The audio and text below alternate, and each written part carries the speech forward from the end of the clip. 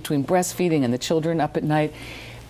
It's the guys that want to get back to having sex. I think the women don't. So that's why I think the guys should read the book to understand what the woman is going through and realize it might take some time. So the real answer to the viewer is talk to your gynecologist. Some will say 6 weeks, maybe sooner. And fooling around, if you're talking about just, you know, with your hands, putting anything inside, quite frankly, anything inside, period. We can all imagine what I'm talking about. Is probably not a good idea until that 6-week period or whatever the time frame is your gynecologist suggests. Okay, see, we told you there are no questions that are too embarrassing or too out of line here. That's the premise of the book. It's also the premise of this show. Our next question for Dr. Marie, quote, is it normal for your breast to get bigger as you get older? Well, it is normal for women as they get older, unfortunately, to start gaining weight. In fact, I know I talked to you on the show in the past about as women get older and go through menopause, we start gaining upper body fat.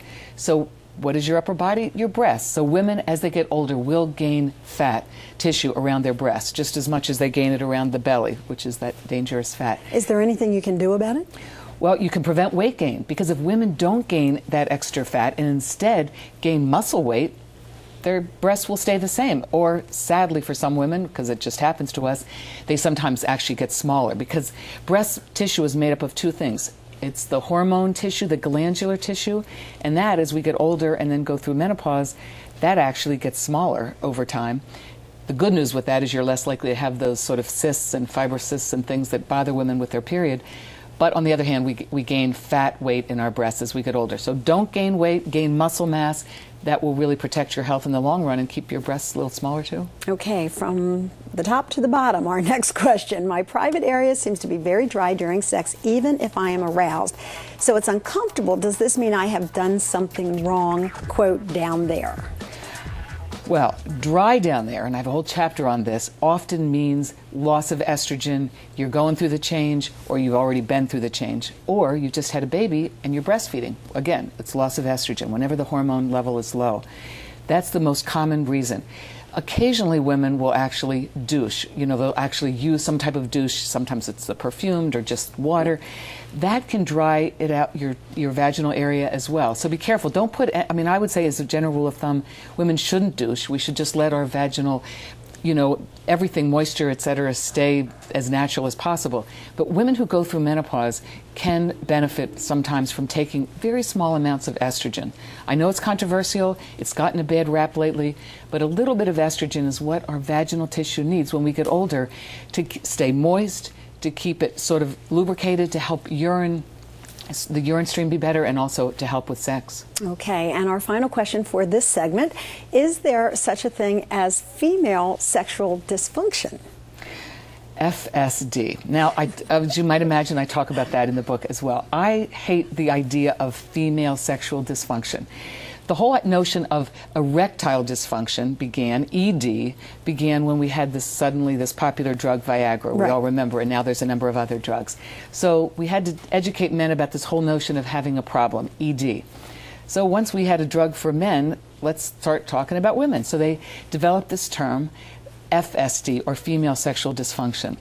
Do I like that term? No, because I don't like medicalizing and giving a label to anything that can be natural.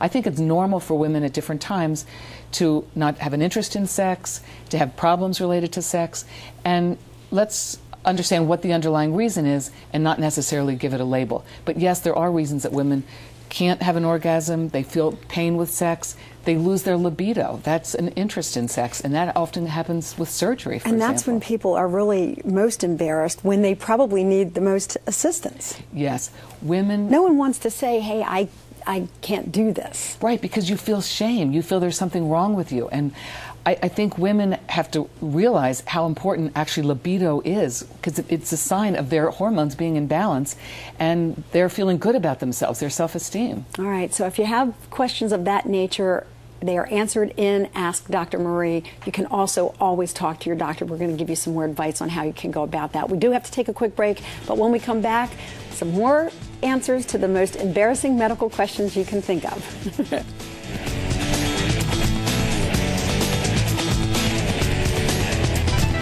Lynn Doyle's jewelry provided by David Craig Diamonds and Fine Jewelry, Newtown, Pennsylvania. Transportation for It's Your Call guests provided by Preferred Car and Limousine.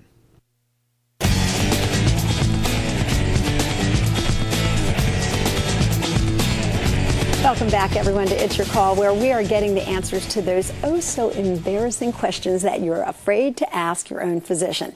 We have instead invited ABC News and Good Morning America medical contributor Dr. Marie Savard, who is the author of Ask Dr. Marie, Straight Talk and Reassuring Answers to Your Most Private Questions. We've asked her to come on board here and answer some of those questions for you. And we were having the most delightful conversation during the break because we were saying that both of us, you even as a physician and me as a patient, we've had experiences with doctors that really haven't given us the time of day. And it's so refreshing when you do find that one who will spend some time with you.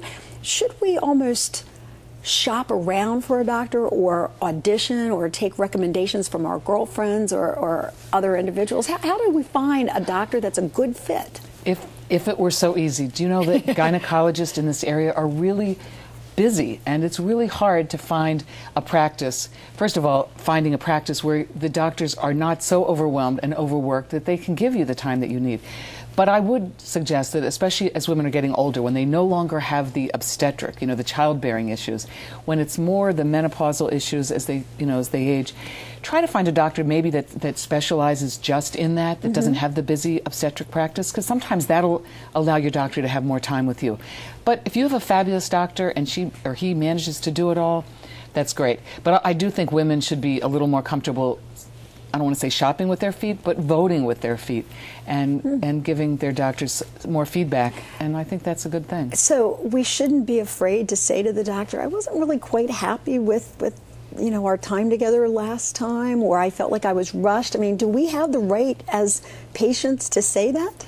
Well, we absolutely have the right to say either I was uncomfortable or you didn't answer all my questions, or how do I get a little more time because I feel that you seem too rushed. And I think if we are honest with our physicians and we're fair, I mean, we recognize that they might have emergencies, but they don't always have emergencies, speak up. And I think if you bring someone, I know women are going to be shocked at the notion of this, but actually bringing a partner, I would bring my girlfriend, for example, especially for visits that are uncomfortable, like even colonoscopies, whatever. Bring somebody with you that that kind of knows what your issues are. She can sit there, and I'm saying she because guess what? I doubt if your husband's going to go, mine's not, but your girlfriend will go. Take notes, give you the comfort level to sort of speak up. She'll say, hey, wait a minute, you were saying such and such. And that way then, while the doctor's doing their thing, your friend can take notes and help sort of jot down some important things. I think it's really important for our seniors that we do that. We have them never go alone. Absolutely. All right, we have invited you to send us some of your most embarrassing medical questions. And Dr. Marie swears that there's nothing off limits here, so we just put that disclaimer up there. Let's check in with our next one and see what it is that you want to ask. This next question, Dr. Marie says, quote, can I catch STIs, which I suppose is sexually transmitted infections? Or can I get pregnant from a toilet seat? This sounds like a question that we might have asked back in junior high, so I'm not quite sure where it came from, but is it still a concern? Well, I think I remember in the days, actually I went to nursing school before medical school, where I'll never forget that first day. The student health nurse she kind of told all of us, and we were women in those days because men didn't go into nursing early on, that the toilet seat you can get pregnant from. So guess what? There is some wives' tale out there about the toilet seat. Now, I think it's